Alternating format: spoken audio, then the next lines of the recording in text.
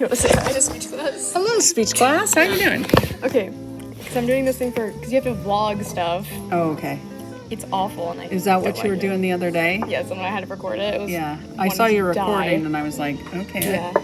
I'm just letting her do her thing. I just hate it so much. You have to talk for like 9 minutes, so I'm just gonna voice over everything. It's like, Good luck with that. no, it's awful.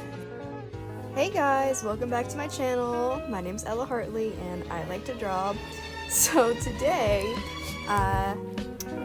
this video will be mostly about the sketching process of this piece, and later on we'll get to some basic watercolor stuff that I did for this, just like the background and stuff. So yeah, let's go ahead.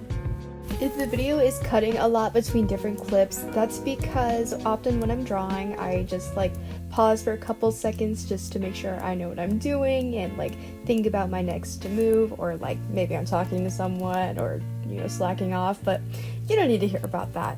But yeah, just in case you're wondering why this is a little bit choppy maybe, I just want to make sure that you guys actually see me actively sketching and not just like sitting there fiddling with my pencil.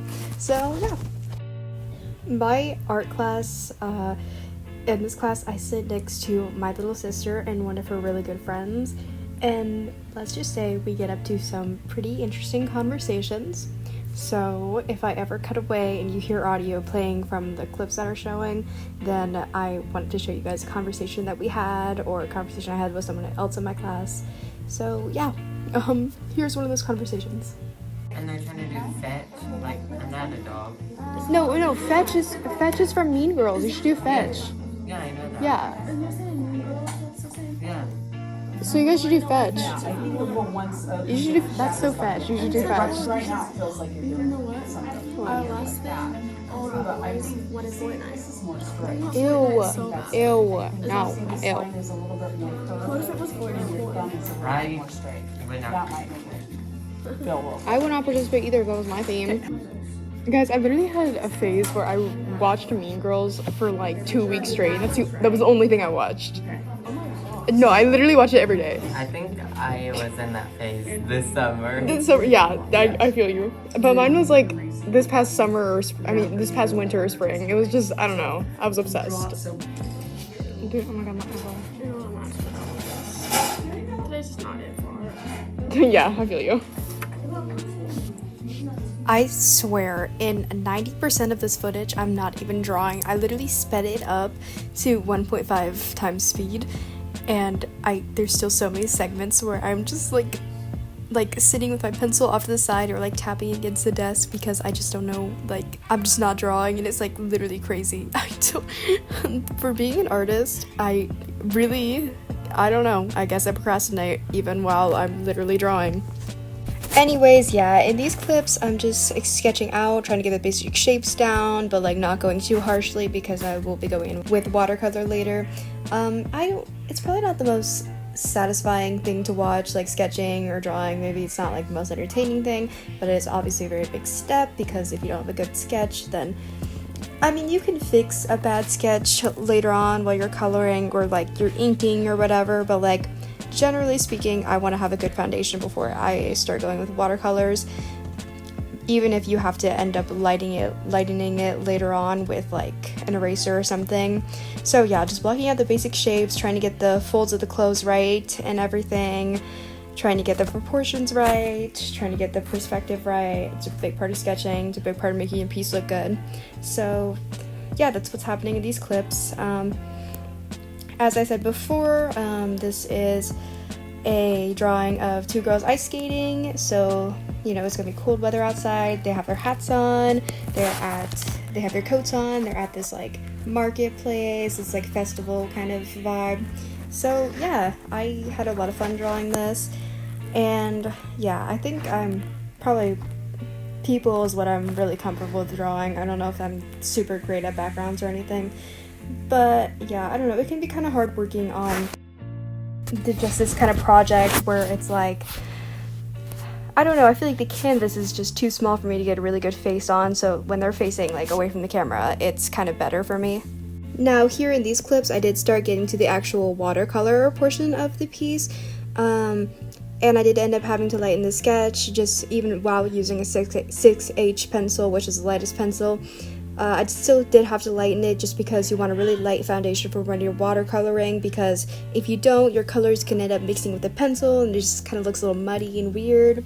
I would say a really big challenge I have with watercolor is like maintaining a right consistency, like not too wet or not too dry, and making sure that color doesn't build up too much, like so one area looks darker than the other. Also, I think mixing a color is very important part that people often neglect.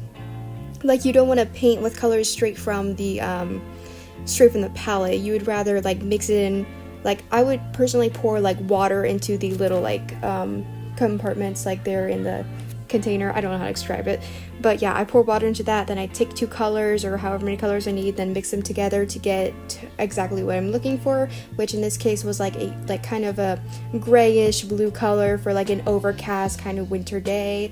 When you're making art, it can be really important to ask for a second opinion, especially from someone more experienced than you. So in this case, I asked my art teacher if she thought that blue color was good for like the kind of scene I'm going for, which again was like an overcast winter day.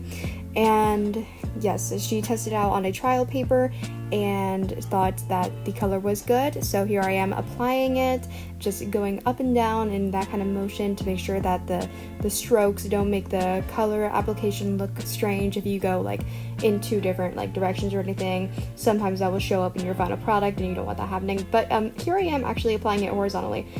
Okay, well, the thing with watercolor is that you kind of can apply it horizontally if you want to, and vertically at the same time, because of the way the water will like blend in together. It'll make it look not as like separate and distinct from each other. But I would say, generally speaking, if you're kind of nervous about sort of thing, I would stick with one kind of brush stroke and go with it.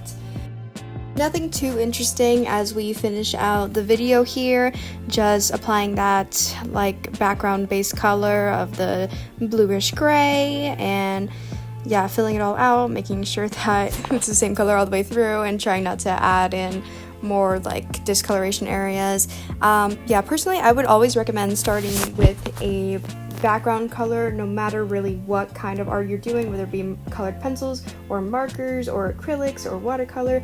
I just think that starting with the background and working your way forward will always be like what I prefer. And yeah, generally if something is underneath another object, I would paint the one that's underneath first before you do what's on top. So in this case, I painted the blue sky before I painted that like tower in the background. So things like that are important to keep in mind. But yeah, I hope you enjoyed watching this video, and I will see you in the next one for when we tackle the rest of the drawing with watercolor. Thanks for watching!